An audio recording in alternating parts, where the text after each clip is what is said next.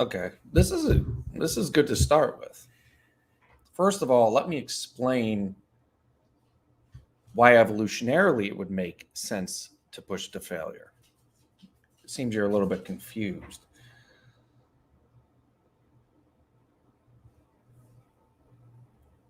Momentary muscle failure is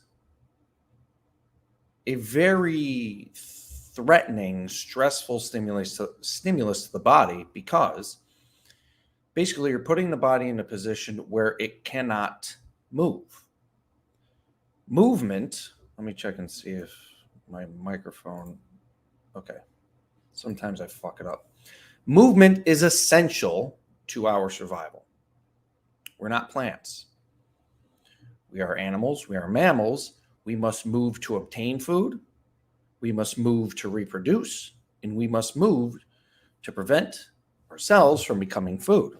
Therefore, when our ability to move is significantly threatened or stopped by reaching momentary muscular failure, this sends a very strong signal to the body that it must adapt, and it must adapt now.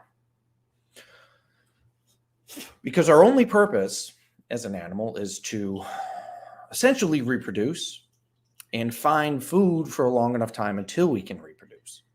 So if we cannot move, essentially, we cannot propagate our DNA into the future. Not that training short of failure doesn't stimulate an improvement in muscular strength and size. Of course it does, just not as well. Just like you can mop your floor with a toothbrush, it'll get the job done, but not as good as a mop does. Just because you can go from Florida to New York on a bicycle doesn't mean you won't get there, but a car will get you there faster and safer, and so will an airplane. So just because something appears to achieve some particular result, it does not mean that you cannot achieve the same or better results using another method. Use your brains. Use your brains. So, and I'm going to show you why training to failure is the most effective way to stimulate muscle growth. It just is, based on physiology. There's been countless studies showing this, countless studies. But that does not mean you can't stimulate a muscle to grow without training to failure. You can.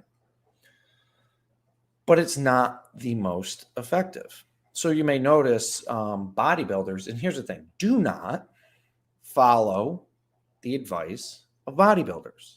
Bodybuilders are very, very particular, rare individuals. First of all, just like some people are extremely responsive to sunlight and get a tan very quickly, bodybuilders are extremely responsive to resistance exercise and grow very quickly. Second, they have the genetic predispositions to grow huge amounts of muscles. Huge amounts of muscle. You do not. You do not. Want to know how I know? You'd be muscular already.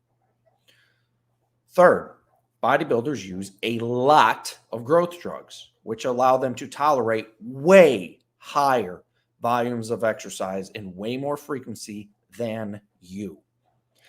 If this doesn't make perfect logical sense to you, then you are just flat out an idiot, and I cannot help you. If those 3 points do not make sense to you, and you could still argue against those 3 points, then you're just an idiot, and I encourage you to just go follow Mike Israetel's advice because you're hopeless. Okay. I'm going to show you something that is going to make muscle failure and muscle recruitment make a lot more sense. Okay. A few months back, I created a slideshow on Google Slides for my VIP mentorship program and the Golden Era. This presentation is in the Golden Era Physique system explaining why to train to failure.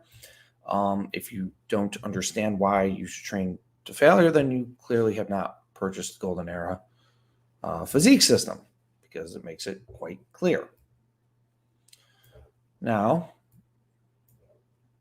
while all you flat earthers get your panties in a bunch, I'm going to get some coffee and I'm going to explain to you physiologically why training to failure is the most effective.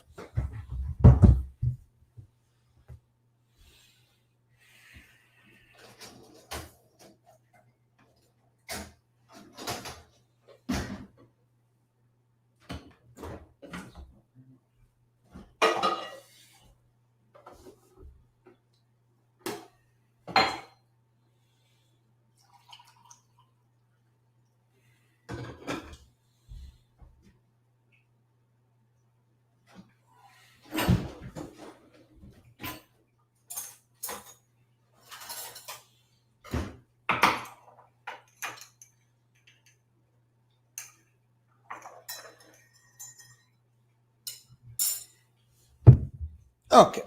Ugh. So then we're gonna break down some of. I don't want to make this too long today. But we're gonna break down some of Mike Israetel's video. Some of it. He does really long videos. I don't know if anyone pays attention to him. He's doing like 30-minute videos. Notice, other than live streams, mine are like 7-8 minutes. So I try to go through.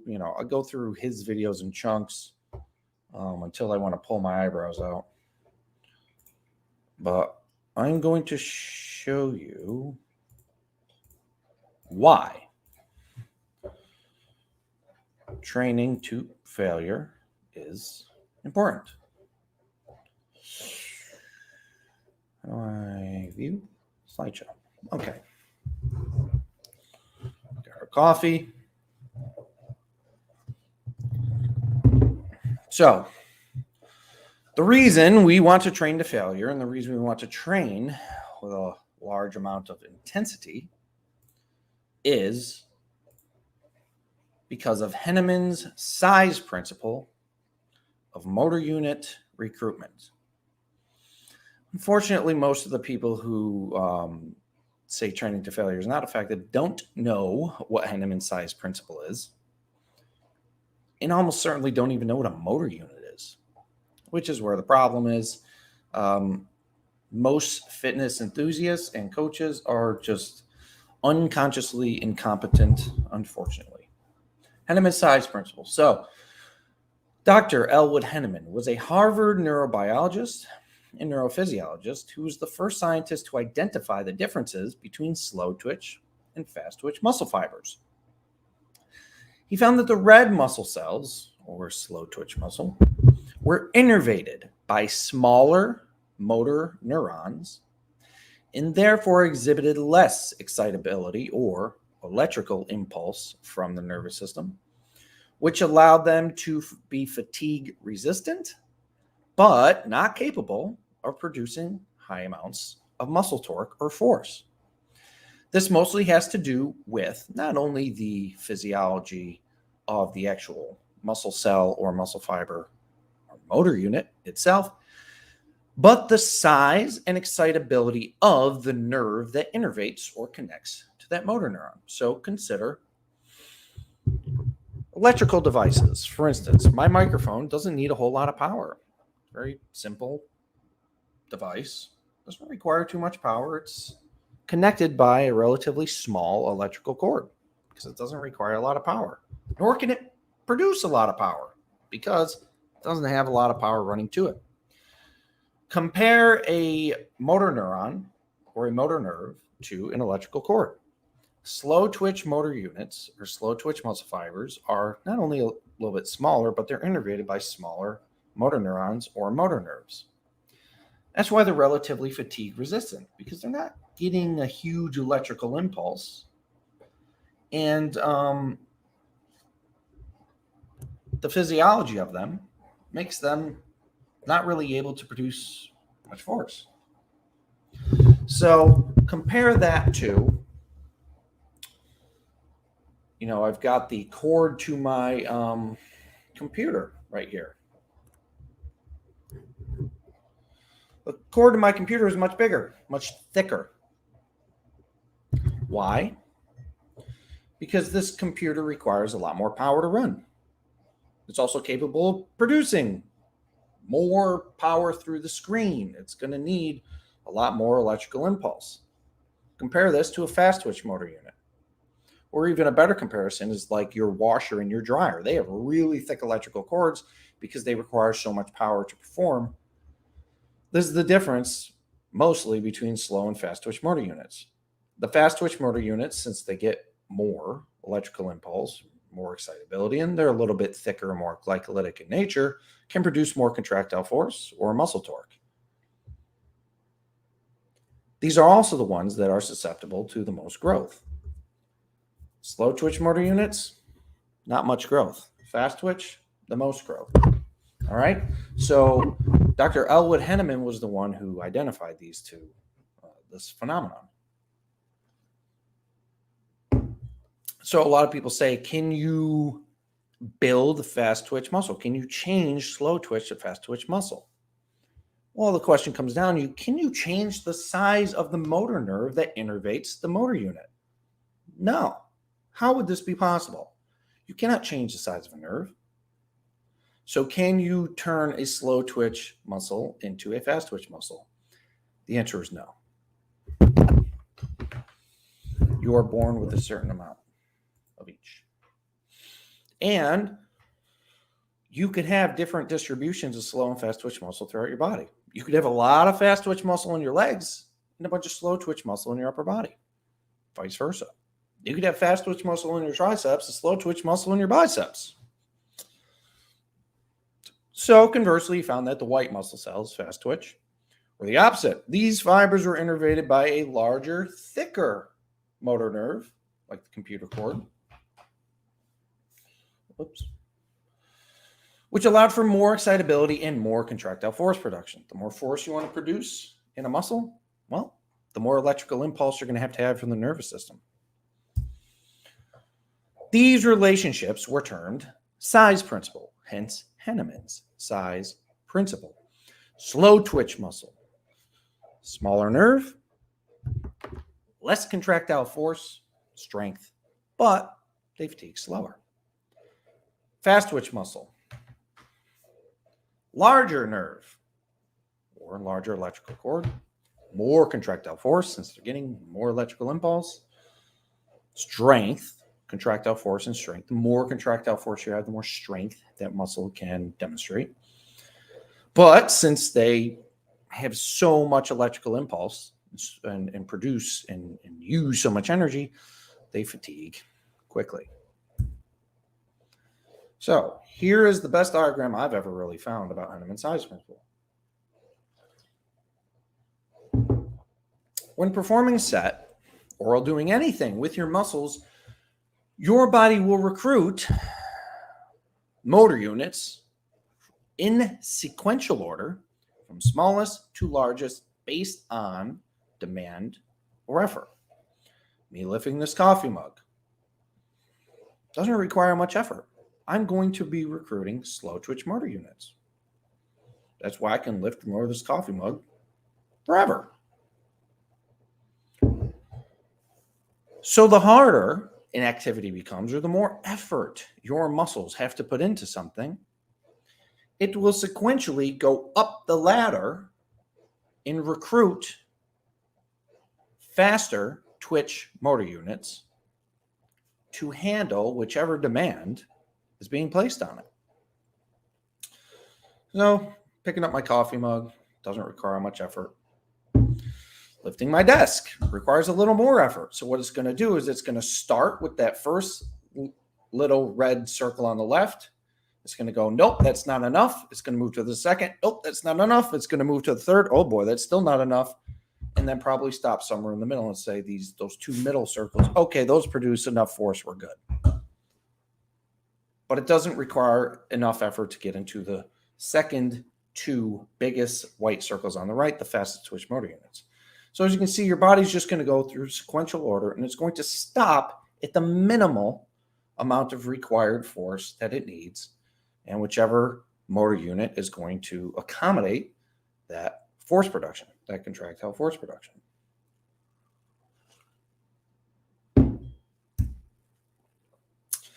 So as more force is needed, motor units are recruited in precise order. You don't start with fast and then with slow. You go whoop, up the ladder every time, according to their magnitude of force output. So the more effort required in an activity, or the more force, contractile force the muscle needs to overcome whatever demand is being placed on it, the higher order motor unit will be recruited. Smaller motor units are recruited first, as I explained, for low intensity muscle fiber requirements. Fast twitch, larger motor units recruited last for high force, high intensity, high effort, high demand activities. Smallest to largest. As can be seen in muscle biopsies, fast twitch motor units are a little bit larger. Not drastically, but they're certainly larger. They are also susceptible to more growth. Your slow twitch motor units don't really grow. As you notice, most of the muscles in your hands and your face are mostly slow twitch motor units. Your hands or your face don't grow. They're not susceptible to much muscle growth or hypertrophy. But the muscles in your face and your hands have to be relatively fatigue resistant. But the muscles in your face and your hands don't produce much force. Think of grip strength, versus elbow flexor strength. Completely different. Resistance training should focus on recruiting and fatiguing these muscle fibers to optimize growth and strength. So if the fast twitch motor units are most susceptible to muscle growth, well, resistance training should focus on recruiting and stimulating them, since slow twitch muscle doesn't really hypertrophy. Why would it? Why would you grow a muscle and add contractile proteins within that muscle if the purpose of that muscle is not to produce a lot of contractile force? Wouldn't make any sense. Since fibers are recruited in order from smallest to largest based on intensity or effort or demand, training to failure recruits fast twitch muscle. So, say we're doing a set of 10 repetitions. Can I get the 11th? Ace, be quiet. The first 2-3 repetitions, we're using those red slow twitch motor units. They're not very difficult. Kind of breeze right through them. They don't require much effort, much intensity. Then by rep 5, 6, 7, things start to get a little tougher. A little more demand is placed on the muscle. A little more effort is required by you. It's a little more difficult. Then we're going to start recruiting what they call the intermediate motor units. Kind of a mix between the properties of slow twitch and fast twitch. There's like 9 different motor units, but we just stick to 2 or 3. Then in those last 9, 10 reps to failure, even when you were attempting the 11th rep and not able to get it, you are recruiting those thickest, most glycolytic, strongest motor units on the far right there. And those are the ones that are susceptible for the most growth, quite obviously, because their purpose is to produce more or the most force out of all the other motor units. So it would make the most sense to hypertrophy the motor units or the muscle fibers whose role it is to produce the most force. The only reason a muscle would grow is as a side effect of adding contractile tissue. More contractile tissue means more contractile force. Well, then you need to make room for this additional contractile tissue so the muscle cell grows. Super basic.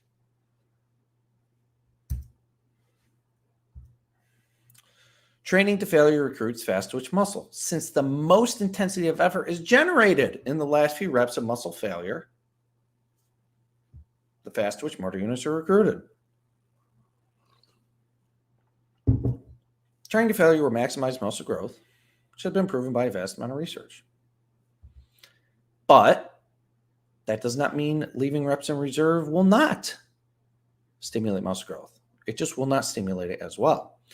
Most of the time people do the reps in reserve approach is because they are under the wrong, erroneous assumption that a particular amount of sets and reps is required to stimulate optimal improvements in growth. But what is that number of sets? Some say 10, some say 20. There have been bodybuilders who were doing 75 to 100 sets. So which is it? Why are there so many different number of set requirements? If there was an optimal number of sets or number of reps, wouldn't we all know it by now? But it's different. Want to know why? Because repetitions are performed differently. An individual doing 75 repetitions may be using very low intensity. That's why they're able to tolerate 75 repetitions. That's why they need 75 fucking repetitions to get to the fast twitch motor units. Some individuals may train a little harder with more intensity. Therefore, 10 to 20 sets works better for them because they're training harder with more intensity and tapping into the fast twitch muscle. So it all comes down to intensity. If your intensity is low, you're going to need more volume to eventually get to these fast twitch motor units. If your intensity is high, less volume is required and less volume is tolerated because you're getting right to those fast twitch motor units. All right, so that's a basic breakdown of the physiology of Henneman's size principle, motor unit recruitment, the differences in physiology between fast twitch and slow twitch motor units, and all the other ones in between. So that's that. Any questions about that shit?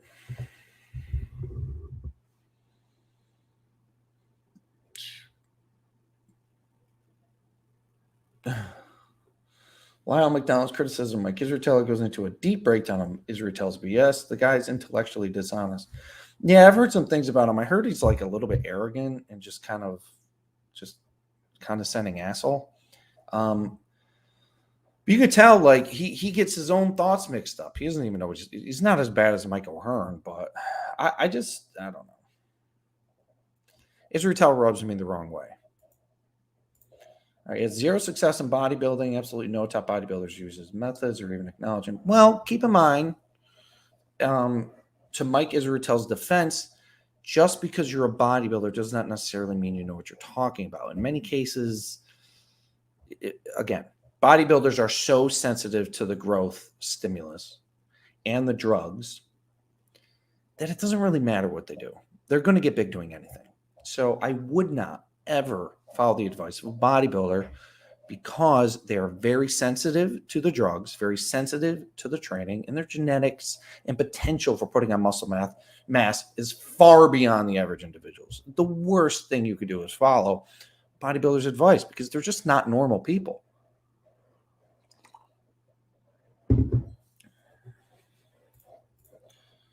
Personal achievement in bodybuilding means nothing. That's all about genetics and PDs. You're right. You are correct. What I don't get about Mike Israetel is that he called Gary Toms a liar with no evidence to support it. After having ripped Kyle for calling Brad Schoenfeld a liar without supporting evidence. Good point. Good point. I mean, Gary Toms, he studied his, the insulin and the carbohydrates. Gary Toms studied the shit out of that. Gary Toms is certainly on to something. I mean, I wouldn't just kind of look at his work and say, okay, no more carbs ever again, because carbs are helpful for muscle growth. They're hypertrophic. They do stimulate protein synthesis, believe it or not. Well, you got to remember, it's like this in the HIIT community too. There are some people who are so emotionally attached to their style of training and their recommendations for training that they will do research to make it look like their style of training is superior. It's not as frequent in the HIIT community, but there are some high-intensity training advocates who do this. But there are plenty more traditional Olympic lifting, volume training people who do this. And Brad Schoenfeld is one of them. Brad Schoenfeld is on the board of the NSCA, the NSCA pretty much sets the standard for the exercise guidelines for tons of certifications. The CSCS, sports training certification, the NSCA is responsible for kind of providing the curriculum, even for a lot of degrees. So Brad Schoenfeld kind of has to produce literature to support the NSCA's recommendations. Because if for some reason the NSCA's recommendations were proven wrong, well, that kind of makes most exercise science university degrees wrong and pointless. So it's a tricky situation. All right, let's see. Site CPOV. I practically work for free. All right, email me. I'll give it to you for free. I'll give it to you for free because you're a nice person, not like this fucking idiot. All right, let's see. The whole bodybuilding world is confused. They copy favorite steroid idols. Yeah. Well, here's the thing, guys. I don't think, like I said before, I assumed everybody knew that bodybuilders had great genetics and steroids. I thought everybody knew that, but a few individuals are naive, innocently naive, and were unaware that bodybuilders were taking huge amounts of drugs and have ridiculous genetics and responsiveness. It would make sense to copy these people, but it's a huge mistake. Oh, is it even muscle if they lose it quick once they get off drugs? Yeah, it is. I was speaking with a friend and mentor of mine yesterday, and he noticed, because his brother works in the IFBB and works for Arnold at the Arnold Festival, and his brother is around professional bodybuilders for a living. And a lot of these professional bodybuilders, especially the physique guys, will go from 240 pounds to 200 pounds or 190 pounds. They'll get off cycle, they'll shrink way down, and then within like 12 weeks, they'll get right back up there. Why? Their ridiculous sensitivity and responsiveness to training and the drugs. It doesn't make sense to you because you don't have this weird sensitivity and this weird responsiveness. It takes you months and years to grow muscle. These guys, it takes a matter of a couple of months. Also, you're not as sensitive to the drugs as they are. Most of you could take their steroid cycles and you are not going to look like them. So that's part of it.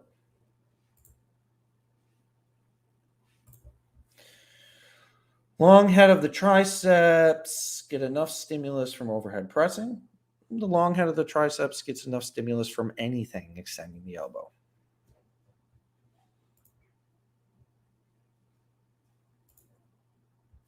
Let's see. Hi, Jay. Some people use those electrical stimulators when training or blood restriction cuffs. Does that make any positive difference when training? No. Well, the electrostim stuff, Mike Mensch used to do that, could make a difference, but it's very dangerous. You have to be very careful about how much stimulation you put into that muscle, how much electrostimulation, because you could potentially make that muscle contract with that electrostimulation so hard you could tear the muscle off the fucking bone. Don't recommend it. Blood flow restriction. It's a tourniquet, right? Here's a problem with blood flow restriction. You can only work your arms and your legs. You can't work your chest muscles. You can't work your back muscles because you can't restrict the blood flow to any of those other torso muscles. You can only restrict the blood flow by placing a tourniquet here on your leg or on your arm. So you're limited to a handful of muscle groups. Second of all, in order to make blood flow restriction effective, you have to apply a tourniquet correctly. Have you guys ever worn a tourniquet applied correctly? It is extremely painful. So, to be training with a tourniquet and producing that much pain for a little additional benefit, which it doesn't provide, no, not a good idea. I think the benefit of blood flow restriction training, from what I understand, I could be wrong, it's been a while, but I think it's the accumulation of lactate or metabolic byproducts that sits in the muscle, which gives a better response. Well, if you maintain continuous muscular loading, like I tell you guys to, you're going to have a consistent buildup of lactate and metabolic byproducts in that muscle, the same way you would as with blood flow restriction training. So, wouldn't do it.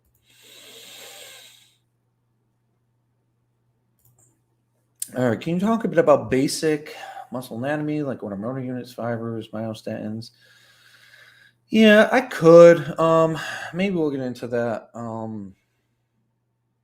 after we go over what's his face's video.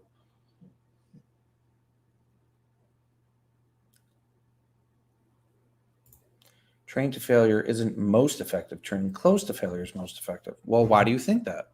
You can say that, but give me some evidence of physiology. Explain the physiology behind that, and if you can change my mind, fine. Why is training close to failure the most effective compared to training to failure? Here's the thing, guys. You're welcome to comment, of course. But if you're going to say something like this, back it up. Give me a why. Give me a reason. You can't just say things. That's like saying, okay, so training to failure is most effective, blah, blah, blah, blah. So I know a guy who owns a couple of restaurants. He's very, very rich. Okay. You would look at him and you would say, wow, he's very rich. I guess opening restaurants is the most effective way to become wealthy. But then if you look into it a little bit deeper, you'd realize that 95% of restaurants fail within the first 3 years. So logically, it's a very bad way to get rich. But you say, well, just because he got rich opening a restaurant must be the best way to get rich. No.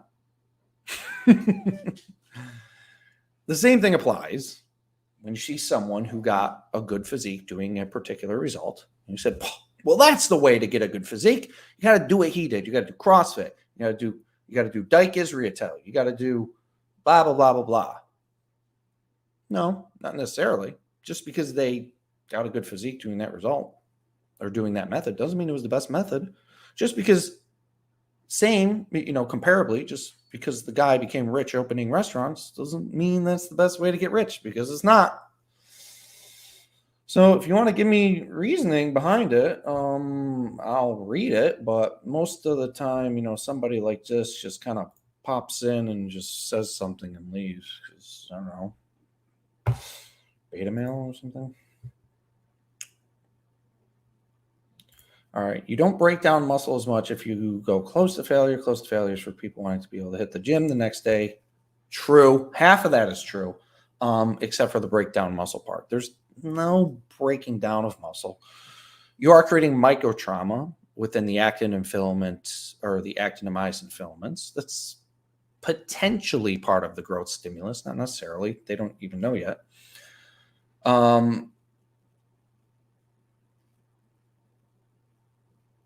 Yeah, it's, people think you're breaking down. I mean, muscle damage is part of it, but it's not a huge part. The biggest part of training is turning on the growth mechanism, turning on particular genes.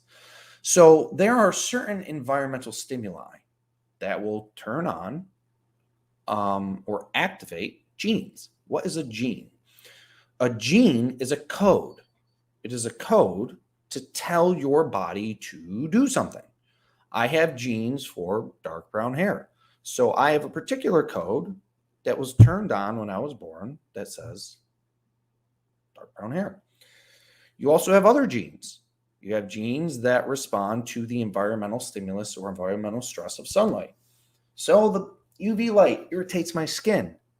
It activates genes, turns them on, says, hey, genes, start the process. Hey, wake up, gene. There's a lot of stress here. Start the process for darkening your skin by creating more melanin, because the stress here. So the stress turns the button on the gene. The gene goes, oh shit, we need more melanin to darken the skin. And then it does this thing. So the goal of exercise is very simple. It's push the button, turn on the gene. Okay, this is the gene button. Boop, turn it on. Okay, so what turns on these genes? The mTOR pathway, for instance. Metabolic stress, the accumulation of metabolic byproducts like lactate and lactic acid and just hydrogen ions, other things, metabolic byproducts that come as a side effect of pushing your muscles and your metabolism hard. Well, they will push this button to turn on the growth stimulus. What else turns on this growth stimulus? What else activates and turns on that gene? Mechanical tension. That tension you create in your muscle when you contract them really hard. You have something called mechanosensors on your muscle cells. And they sense, mechanosensor, tension. So when these mechanosensors are turned on by a huge amount of tension, well, they also hit that button, turn on the growth mechanism. Muscle damage, still up in the air, according to most exercise researchers, but it could be a part of the growth stimulus. The microtrauma on the myosin heads of the myosin filament could potentially also turn on this button that tells the body, mTOR pathway, grow muscle. So there's nothing really breaking down. We're just looking for an environmental stimulus to turn on the button that tells the mTOR pathway to turn on, and all these other P76 kinase, all these other genes to do their thing and stimulate muscle growth. To, essentially, this all happens in the nucleus. The mTOR pathway runs to the nucleus. It tells the nucleus, hey, nucleus, build some fucking muscle. The nucleus goes, okay, gets the blueprint, takes the blueprint and hands it over to the ribosomes in your muscle cell. Says, hey, ribosomes, we got to build some muscle tissue. Here's the blueprint. Here's the directions for doing that. Go find some protein and put this muscle together. So the ribosomes go, okay. They take the blueprint, they go find amino acids, and then they build muscle. The ribosomes are the one doing it. So that's the basic physiology of muscle growth. I don't think I've heard Mike Israetel explain any of that. Correct me if I'm wrong. But he's a doctor, of course. He's a doctor. He must know this, right?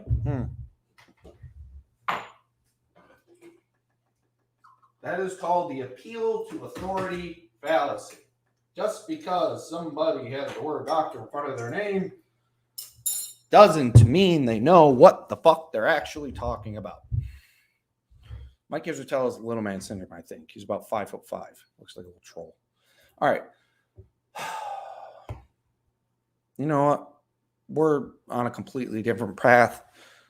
This live stream, we're talking about exercise science and physiology. So that's what we'll do. I'll change the topic of this live stream because we went way off on a different tangent. And it's going to be hard to shift over to Mike Israetel. So how about we do Mike Israetel tomorrow or the next day? And right now, let's talk about the physiology of muscle growth. If you guys have any questions, I gave you a brief rundown, a touch of Henneman size principle. This is important. 99.9999999% of people who go to the gym don't know what this is. You should, How do you learn Henneman size principle? Well, you could take a PhD in exercise science like Mike Israetel and waste $250,000, or you could just watch my channel for free. Barbados. I've been doing the things you teach, and man, dude, thank you. Yeah, pleasure. Close to failures for people who have great genetics. Bing. Exactly. Some people are more sensitive to the growth stimulus than others. Oh, I wish I had something I could draw on. Can I do like a whiteboard or something?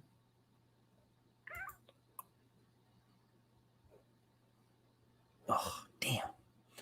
I was going to draw a graph for you to explain this, but, All right, you do to get damage if you don't go to failure. You get glycogen and sarcoplasm, but no fiber and micro tears. Sorry, buddy. None of that makes any sense at all. I think you might not know exactly what you're talking about.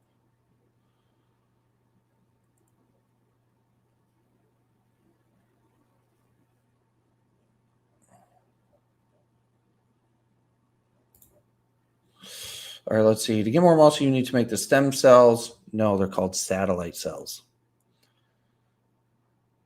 Leave equiescent state so that they can proliferate and donate nuclei to damaged fiber to make them longer. No. That's not how that happens. And first of all, it's not stem cells, they're satellite cells. All right. Some people, here's the thing. Yeah, I mean, guys, do your research, but understand it first. Like, understand these concepts before you start talking about them. This individual, I'm not attacking you by any means. You're on the right track, but you don't understand it. It sounds like you read about this somewhere, watched a video or something, but you need to understand this first. Please understand this before you start creating YouTube channels and teaching people, because that's when we run into some crazy shit. All right. You don't. Yeah.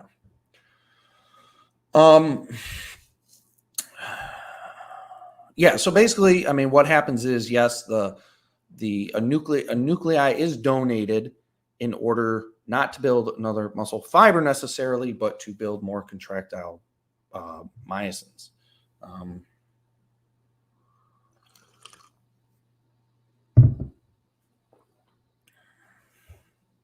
Should change the title of this. Physiology of muscle growth. I cannot type. I broke one of my fingers and it's still broken and I can't type for shit. All right, so I'm changing the title of this. We'll go over Mike Israel another time.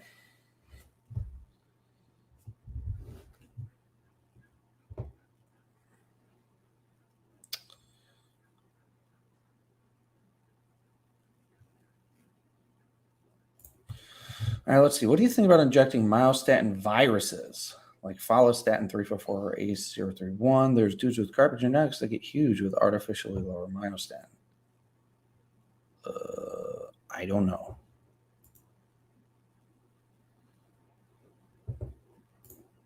Do you have pictures of clients start out really skinny and put muscle on? Yes, I do. I do. I don't think I have one. Do I have one? Really skinny? Yeah. There's a guy, Phil, well, I'll leave his last name out. Joined my coaching program, and he put on 10 pounds in 3 or 4 weeks. And he was very thin. Couldn't put on muscle, couldn't put on weight. In just 6 to 8 workouts, he put on 10 pounds. I do have a picture of him. I just can't bring it up right here. Two fibers.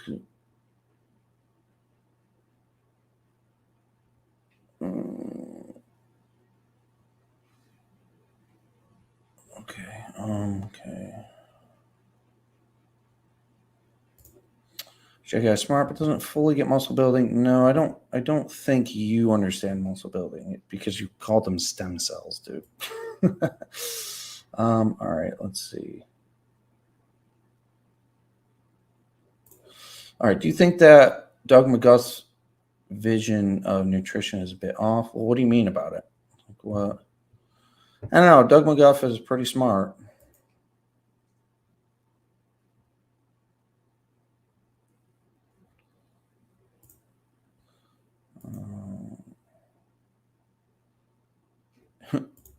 You can blood flow restriction in your neck. That's fucking funny. Some people probably should. That is fucking funny. That is funny. I hope you're joking, talking about hanging yourself. That's really funny. All right. Here's a good question. How does momentary muscle failure affect the neural system? It's the nervous system, first of all. Doesn't. So here's the thing. A lot of people think when they're training to failure that they're getting what's called nervous system fatigue. There's not really such thing as nervous system fatigue. Your nervous system will recover within a few minutes. What people are actually feeling is overtraining. So if you start training to momentary muscle failure and you apply it to the ridiculous training volumes that most people do, you're going to overtrain. And then people view this overtraining as nervous system fatigue. It's not what it is. It's overtraining. If you're going to train to failure, you need to reduce the volume of frequency. Plots. You need to reduce the volume of frequency.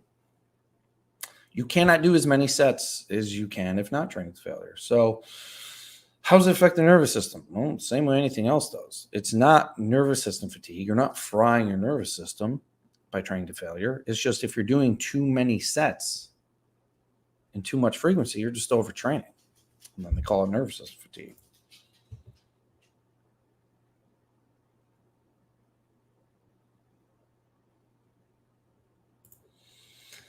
Mind Pump just came out with a video stating that 20 minutes a day is all you need, using some study that just came out. They're saying volume is king. So they're going against what they've been saying the whole time. It's interesting.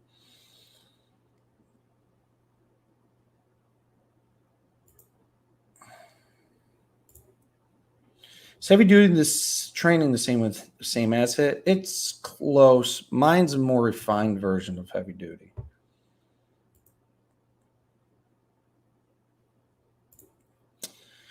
All right. Would you agree that overhead press done standing is more effective for side delts and less effective for upper chest than seated because you can't lean back? There's no reason to do an overhead press standing. It's not more effective for anything in your body other than increasing your chance of falling over and getting hurt.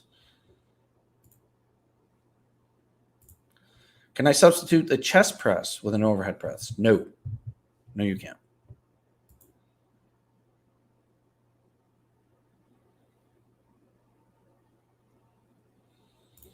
Let's see. I could get the following up in before live stream ended. I was asking about foot cramps on the leg press. You asked.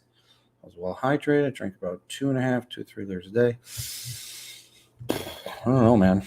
It's a tricky one.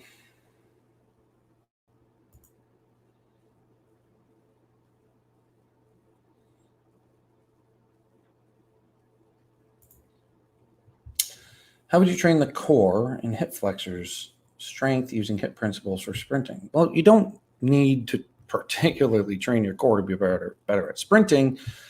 You just need to make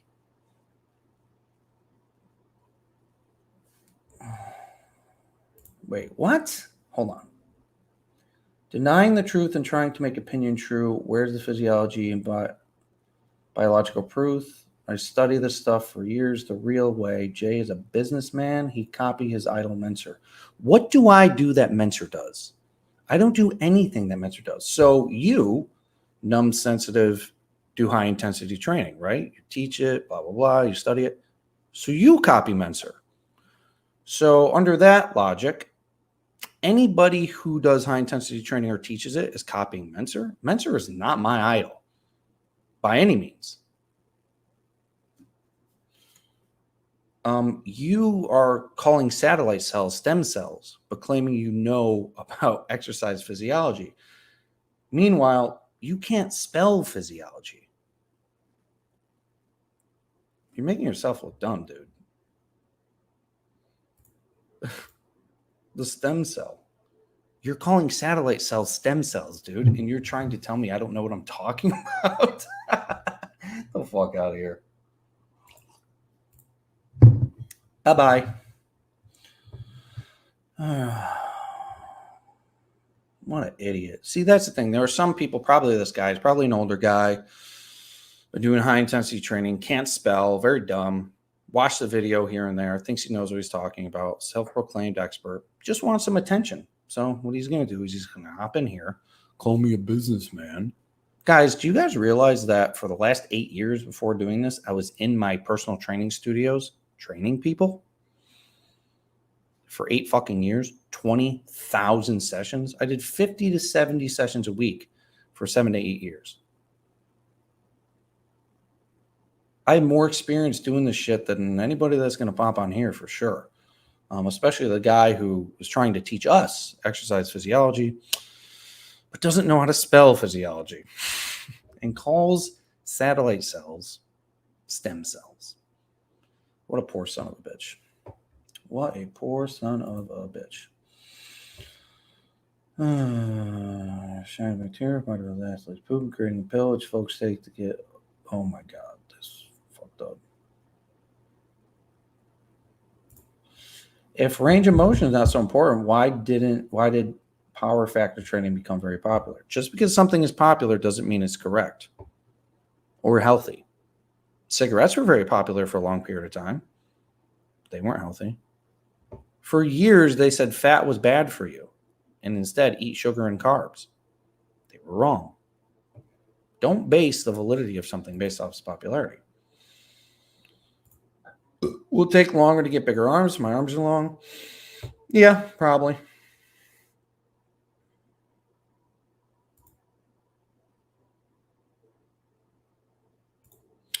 Now, let's see. I saw McGough talking about being unable to lose fat due to insulin resistance, glucose accumulation. I mean, yeah, insulin resistance will make it hard to lose fat. But if you're resistance training, your insulin resistance is going to improve a lot. He knows that.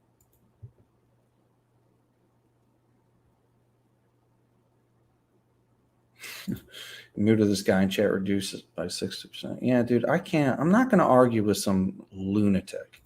It's just so annoying.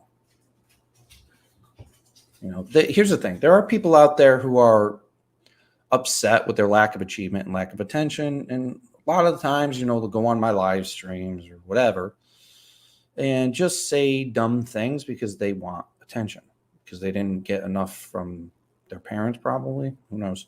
But I'm not going to entertain these people. I'm here to try to teach you stuff. And if they're just going to act like idiots, they're just going to go. I don't have time for that shit. All right, one more. Let's see. Any suggestions for pec fly or leg extension replacement since home gym is limited? You don't need a pec fly and you don't need a leg extension. You can work at your quadriceps doing a squat or even a lunge.